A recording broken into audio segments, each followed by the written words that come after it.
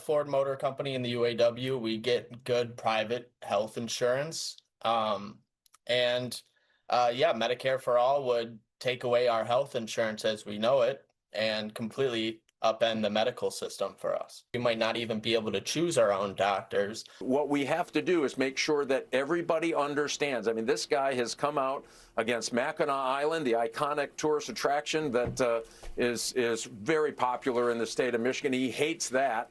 And you just go down this list. He wants to ban gasoline cars. I don't know if he checked, but we build gasoline cars in Michigan. I don't know if you knew that or not. No. I mean, this guy is so wrong and so radical for our state. Once people know this, I think we're going to be in good shape going into November. Welcome back. That was auto worker Brendan Fluker out of Michigan talking to Fox News, slamming Abdul El-Sayed's government-run health care plan, saying it would take away their insurance and their doctors. And then that was Michigan Republican Senate candidate Mike Rogers saying El-Sayed also wants to stop gas cars. That would ruin Michigan's economy. El-Sayed has been touting radical ideas like defund the police or cancel 4th of July fireworks. And then he hates Michigan's big tourist vacation spot, Mackinac Island. Joining us now, Forbes Media Chair, Editor-in-Chief Steve Forbes. Steve, it's so great to see you. What do you make of auto workers in Michigan saying they're against socialized Medicare for all government health care, and also that El-Sayed is opposed to gas cars? He wants more electric cars, rather. Well, it's amazing how this guy got as far as he did when he is against the major industry that made Michigan the great state that it is. And I think the fact people are learning about it, that he's anti-Semitic, anti-ICE, anti-police, anti-military, wants the government to take over the whole economy, and not to mention wrecking Michigan's tourist industry. His thing on electric cars would have sent the auto industry, if it had not been stopped by the Trump administration, right off a cliff, made cars absolutely unaffordable for working Americans.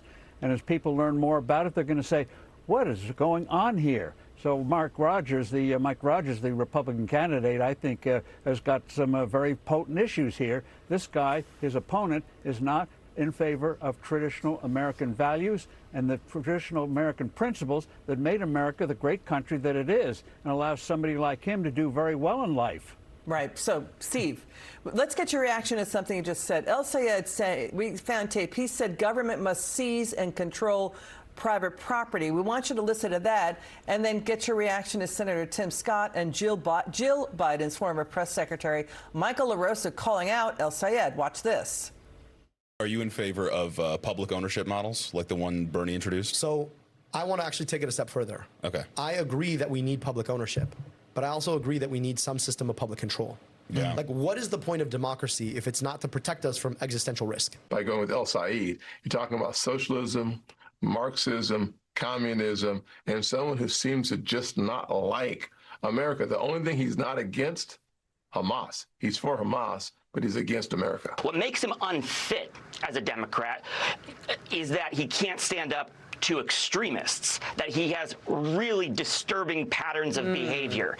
That's what makes him unfit. It's different than me as a moderate disagreeing with him on tax policy or Medicare for all, which, by the way, 5 million people in Michigan have private health insurance.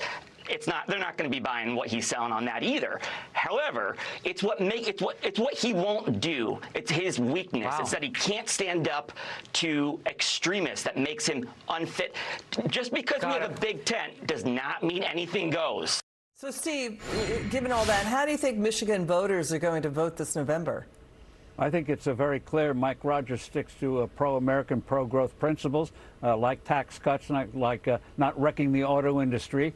I think that's going to end up being a pickup for the Republicans. But not only in Michigan, you're going to find Republicans around the country running against El-Sayed and saying, are you for him or against him? Why didn't you speak out against him before this primary? Where do you stand now? So-called big tent, as that other fellow just said. Big tent does not mean extremism and anything goes. So he's going to be the gift, El-Sayed is going to be the gift for the Republicans, not only in Michigan, but around the country, and maybe lead to the Democrats saying, we got to throw these extremists out of the party once and for all. Thank you so very much, Steve Forbes. We love your moral clarity. It's always great to listen to you. Now watch this. Going to be with